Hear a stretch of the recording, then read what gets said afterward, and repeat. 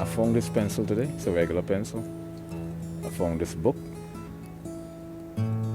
Tell me this isn't some kind of creative divine intervention. So ambiguity means indecisiveness.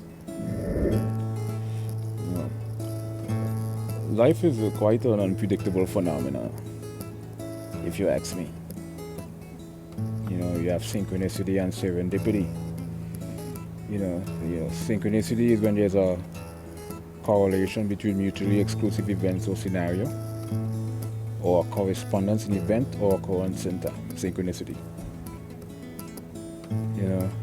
Serendipity is synonymous. Is when things don't work out as we anticipated. It's like you come America to be conscious people. So let's just say sporadically I drop my finger on the paper. So it's a point at the horizon where the two receding line diminishes. So they use when interacting with complete stranger to impress them if they perceive the person to be on a spiritual level. You all know what I'm trying to say? I don't really encounter authentically genuine conscious people because I feel like when I meet synchronicity is when there's a correlation between mutually exclusive events or scenario, or a correspondence in event or occurrence center. Synchronicity.